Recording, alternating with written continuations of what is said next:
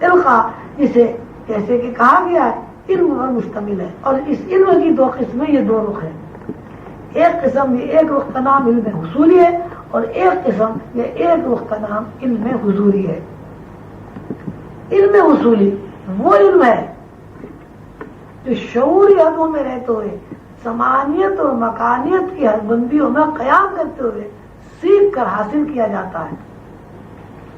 دنیا میں جتنے بھی کتابی علوم رائج ہیں وہ سب علم حصولی کے دائرے میں آتے ہیں۔ علم حضوری وہ علم ہے جو عالم ناسوت یا مکانیت اور زمانیت کی حد بندیوں سے آزاد ہو کر سیکھا جاتا ہے۔ علم حضوری سیکھنے والے طلباء اور طالبات کو 2 عنوانات سے یا 2 ناموں سے یاد کیا جاتا ہے۔ ایک کا نام سالک مجذوب ہے اور دوسرے کا نام مجذوب سالک ہے۔ سالک عام طور سے کسی ایسے شخص کو سمجھا جاتا ہے جو ظاہری اعمال یا ظاہری لباس سے مزین ہو، یعنی مذہب کے نقطۂ نظر سے اور مذہب کی پابندیوں کے ساتھ ایک مخصوص قسم کی وضاحت اور لباس سے مزین ہونا سالک کہلاتا ہے۔ ایسا آدمی جو بہت نمازیں پڑھتا ہے، بہت روزے رکھتا ہے، مخصوص قسم کا لباس زیب تن کرتا ہے، شکل و صورت کے اعتبار سے ایک مخصوص قسم کی شکل و صورت کو دین کہتا ہے، ایسے شخص کو سالک کہا جاتا ہے۔ ایسا شخص جو ان تمام امور کی پابندی کرتا ہے، فرائض و سنت ادا کرتا ہے اور اس کے اندر باطنی کیفیات موجود نہیں ہے، وہ سالک نہیں ہے۔ سالک کے لیے ضروری ہے کہ اس کے اندر باطنی کیفیات موجود ہو، اس کی افتاد طبیعت میں، اس کی طرز فکر میں، اس کے اعمال و حرکات میں اور اس کی زندگی کے شب و روز میں روحانی علوم، بے اکتساب کا جذبہ اور اللہ کی صفات کا رنگ شامل ہونا ضروری ہے۔ اللہ کی صفات، اللہ کی محبت میں اس کے لطائف رنگین ہونا ضروری ہے۔ اگر کسی شخص کے لطائف رنگین نہیں ہے تو اس کا نام سالک نہیں رکھا جا سکتا۔ کچھ لوگ اس شخص کو سالک کہتے ہیں جو روحانیت کا متلاشی ہے اور روحانیت کو تلاش کرنے میں مصروف ہے، اس کو بھی سالک نہیں کہا جا سکتا۔ فی الواقع سالک وہی ہے جس کی لطائف رنگین ہو چکے ہوں، رنگینی سے مراد ہمیشہ دوری ہوگی۔ یعنی کوئی بندہ روحانیت میں سفر کرنے والا طالب علم جب اپنی مادی سوچ، مفروضہ اور فکشن آواز کی طرز فکر سے خود کو دور نہیں کر لیتا، اس وقت تک اس کی لطائف میں رنگینی پیدا نہیں ہوتی۔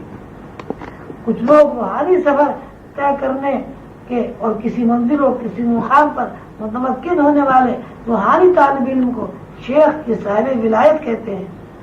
شیخ یہ صاحب مراد سے مراد پیر و مرشد، یہ روحانی استاد بھی لیا جا سکتا ہے۔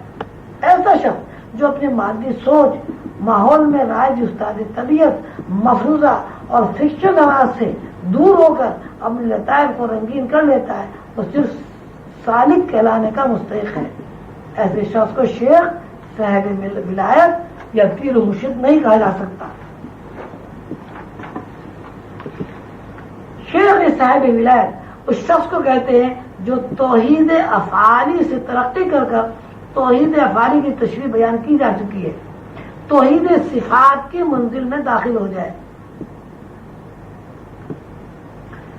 یہاں صورتحال یہ ہے کہ ہر وہ شخص جس نے لطائف کے رنگین ہونے میں کوشش کی ہو یا نہ کی ہو، شیخ، صاحب ولایت یا پیر و مرشد بنا دیا جاتا ہے۔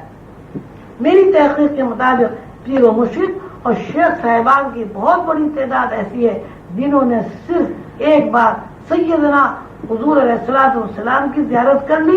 اس زیارت کی بنیاد پر ان کے پیر و مرشد حضرات نے اپنا خلیفہ مجاز قرار دے دیا، جبکہ ان کا علم اتنا محدود ہوتا ہے کہ ان حضرات کو خواب کی علمی حیثیت کا بھی پتہ نہیں ہوتا۔ یہی وجہ ہے کہ آج روحانیت بھی ایک کھیل تماشا بن گئی ہے۔ سیدھی سی بات ہے کہ ایک استاد جو علم جانتا ہی نہیں ہے وہ اپنے شاگردوں کو کیا پڑھائے گا۔ بہرحال یہ سلسلہ قائم ہے۔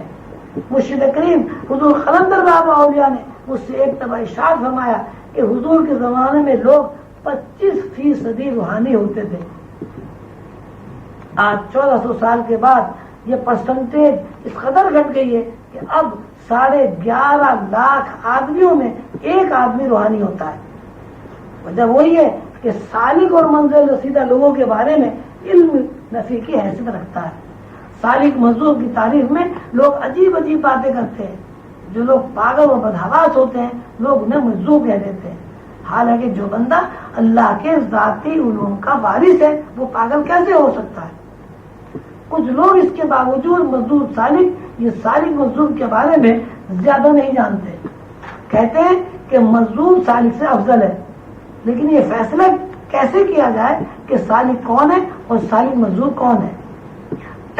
मजदूर उस शख्स को कहा जाता है जो तौहीद अफाली और तौहीद सिफाती से गुजर कर ऐसे आलम में दाखिल हो जाता है जहां अल्लाह खुद उसे अपनी तरफ खींच लेता है। पिछले असबाब में कुर्ब फराइज और कुर्ब नवाफिल का तस्करा हुआ है। कुर्ब नवाफिल वो तमाम अहकामात जो आम माशरे पर लागू हैं और जिनमें माशरे का हर फर्द बंधा हुआ है, रोजा, नमाज, हज, ज़कात वगैरह, ये सब कुर्ब नवाफिल के दायरे में आते हैं। कुर्ब नवाफिल के जरिए किसी आदमी के लताइफ रंगीन हो जाते हैं और लताइफ की रंगीनी के बाद वो सालिक कहलाने का मुस्तहिक है। लेकिन कुर्ब नवाफिल के जरिए कोई बंदा तौहीद ज़ाती में दाखिल नहीं हो सकता। तौहीद ज़ाती में दाखिल होने के लिए बंदे के अंदर इस तर्ज फिक्र का मुतहर्रिक होना जरूरी है जो अल्लाह की अपनी तर्ज फिक्र है। मजदूर एक ऐसी तर्ज फिक्र रखता है जिस तर्ज फिक्र में वो अल्लाह की मशीयत के साथ हम रिश्ता होता है। कुरान पाक में इन लोगों का तस्करा अल्लाह ताला ने फरमाया है कि वो लोग जो इल्म में रासिख हैं, मुस्तहकम हैं, इनके अंदर इल्म की बुनियादें मजबूत हैं और वो इस इल्म से वाकिफ है जो अल्लाह का ज़ाती इल्म है। वो कहते हैं कि हम इस बात पर यकीन रखते हैं कि हर बात, हर अमल, हर हुक्म, हर चीज अल्लाह की तरफ से है। आप हजरात को बताया जा चुका है कि यकीन मुशाहिदे से मशरूत है। जब तक किसी चीज का मुशाहिदा ना हो जाए, आंख उस चीज को ना देख ले, वो बात यकीन के दायरे में दाखिल नहीं होती। जिस शख्स की रूह में फितरी तौर पर, इस्ताद तबीयत के तौर पर इंसलाख वाक़ होता है, यानी उसके अंदर इल्म रासिख होता है, कायनात और गैब की दुनिया इसके मुशाहिदे में होती है। वो ज़ाहिरी तौर पर और बातिनी तौर पर किसी अलामत के जरिए कोई निशानी देखकर ये समझता है, ये देखता है कि गैब के पीछे एक तहक्कुक मौजूद है और इस तहक्कुक के इशारे पर ही मख्फी दुनिया मुतालिक है और इस आलम मख्फी के आमाल व हरकात ही सारी कायनात है। कुरान पाक में जहाँ अल्लाह ताला ने इस बात का तज़किरा किया है कि अल्लाह उसे उचक लेता है, ये इसी की तरफ इशारा है। यानी मजलूम वो है जिसे अल्लाह उचक लेता है, अल्लाह अपनी तरफ खींच लेता है और अल्लाह ऐसे बंदे को अपनी गोद में बिठा लेता है। तसव्वुफ और रूहानियत के बारे में आमतौर पर यह एतराज किया जाता है कि हुजूर अलैहिस्सलातु वस्सलाम के ज़माने में साहिबा किराम ने रूहानी उलूम या तसव्वुफ की तदबीन नहीं की, क्योंकि साहिबा किराम के ज़माने में रूहानी उलूम की तदबीन नहीं हुई और रूहानी उलूम के बारे में ऐसे मुशाहिदात नहीं मिलते जिनको सनद मानकर तसव्वुफ और रूहानियत को तस्लीम किया जाए, इसलिए तसव्वुफ की कोई हैसियत नहीं। तसव्वुफ के बारे में बाज़ हज़रात का यह ख्याल भी है कि ये पुराना इल्म है जो हिंदुइज्म से ताल्लुक़ रखता है, या इस इल्म के ताल्लुक़ इन लोगों से जो ईसाई या यहूदी मजहब के पैरोकार हैं, या ईसाई और यहूदी मजहब के पैरोकार होते हुए राहिब कहलाए।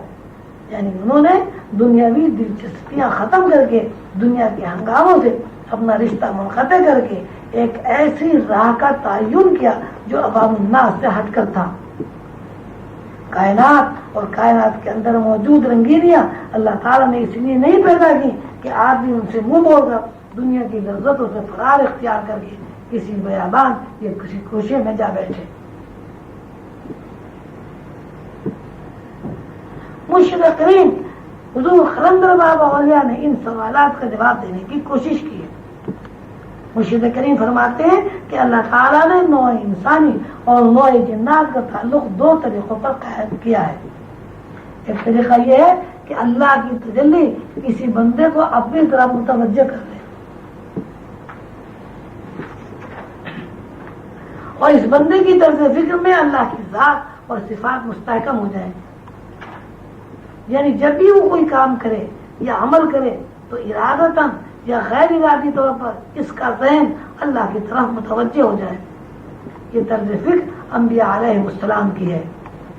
ایک طرز یہ ہے کہ انسان اللہ کے بارے میں اور اللہ کے موجود کے بارے میں عملی طور پر یقین رکھتا ہو. اس یقین کو حضور علیہ السلام نے مرتبہ احسان کا نام دیا ہے.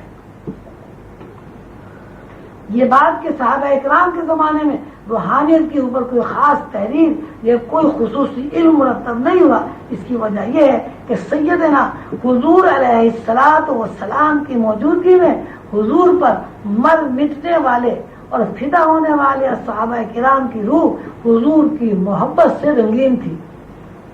ان کی ذہن کی مکمل یہ سوئی اس بات میں تھی کہ وہ حضور علیہ السلام کی باتوں میں، حضور کے عمل میں، حضور کے اٹھنے بیٹھنے اور حضور کے نورانی چہرے میں غور و فکر کرتے رہتے تھے. اس غور و فکر سے حضور کے قریب رہنے والے حضرات کی روحانی پیاس بجھتی رہتی تھی. صحابہ کرام کو حضور علیہ السلام کے اقوال میں بھی بہت زیادہ شغف تھا اور حضور کی ذات اقدس اور حضور کی گفتار میں انہماک کی وجہ سے حضور کے ہر قول اور ہر عمل کی صحیح ادبیت، صحیح مفہوم پوری گہرائیوں کے ساتھ ان کے اوپر واضح ہوتا رہتا تھا. مطلب یہ کہ احادیث پڑھنے کے بعد، احادیث سننے کے بعد اور حضور کے عمل کو دیکھنے کے بعد حضور کی ذات اقدس کے انوار سے وہ لوگ پورا استفادہ کرتے تھے. اس طرح انہیں روح کے اندر انوار کے تمثلات، ریاضت و مجاہدے کے ذریعے ذخیرہ کرنے کی ضرورت پیش نہیں آتی تھی. وہ حضور کے قدسی الفاظ اور حضور کے نورانی الفاظ اور حضور کے پیغمبرانہ ذہن سے بغیر کسی تعلیم، بغیر کسی کوشش کے روشناس تھے. مرشد کریم قلندر بابا اور یا فرماتے ہیں کہ جب مجھے عالم بالا کی سیر کرنے کے مواقع حاصل ہوئے تو میں نے یہ دیکھا کہ صحابہ کرام کی ارواح میں، ان کی روح میں، یعنی ان کی روح انسانی، ان کے عین میں، ان کے لطیف روحی اور سری میں قرآن پاک کے انوار اور احادیث کے انوار موجود ہیں. اور انوار کا تقدس اور نورانی لہریں صحابہ کرام کی ارواح میں اس طرح موجود ہیں کہ ان کی روحیں نور سے لبریز ہیں. مرشد کریم فرماتے ہیں کہ اس دور میں روحانی قدروں کا نہ ہونا اور روحانی علوم کا تفصیلی تذکرہ نہ ہونا اسی وجہ سے ہے. صحابہ کرام کے بعد جیسے جیسے زمانہ رسول اللہ کی بعثت کے بعد حضور کے واصل باق ہو جانے سے دور ہوتے چلا گیا، اسی مناسبت سے لوگوں کے دلوں سے رسول اللہ کی ذات اقدس، رسول اللہ کے اخبار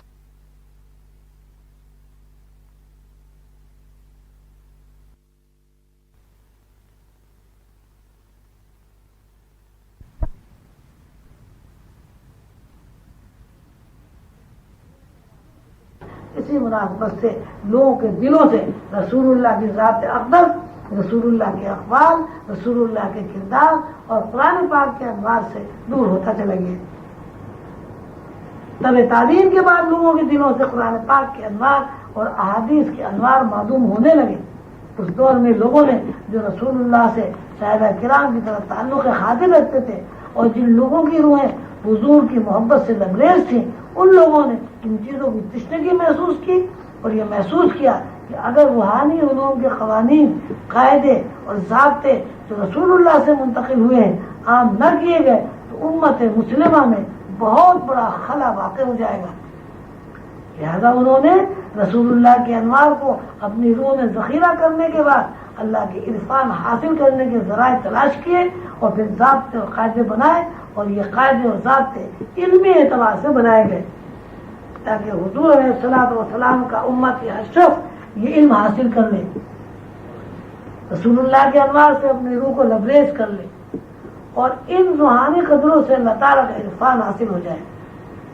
چنانچہ شیخ نجم الدین اور ان کے شاگرد مثلا شیخ شہاب الدین سہروردی، خواجہ معین الدین چشتی ایسے لوگ گزرے ہیں جنہوں نے علمی حیثیت میں اللہ تک رسائی کے مختلف طریقے اور لاشمار اختراعات ایجاد کی.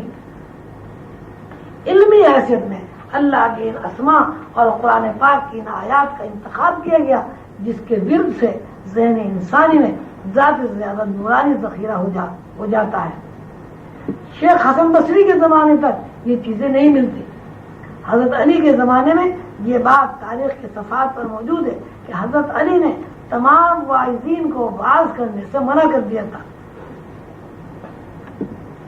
صرف ایک ہستی شیخ حسن بصری ایسی تھی جن کو حضرت علی کی طرف سے وعظ کرنے کی اجازت تھی۔ یہ بات مجھے حضور قلندر بابا اولیاء نے بتائی ہے۔ حضرت حسن بصری کے بعد ایسا دور آیا کہ حضور کی ذات بابرکات سے متعلق انوار و تجلیات سے لوگوں کے ذہن دور ہونے لگے اور اللہ کی صفات کے جاننے میں وہ انہماک نہیں رہا جو صحابہ کرام کے زمانے میں تھا۔ لہذا علماء تصوف یا روحانیت اللہ کی ذات اور حضور کے اقوال کو سمجھنے کے لیے طرز فکر قائم کی۔ لہذا علماء تصوف یا روحانیت کے علم برداروں نے اللہ کی ذات اور حضور کے اقوال کو سمجھنے کے لیے طرز فکری قدریں قائم کی۔ اسی ربط کو نسبت علمیہ کہا جاتا ہے۔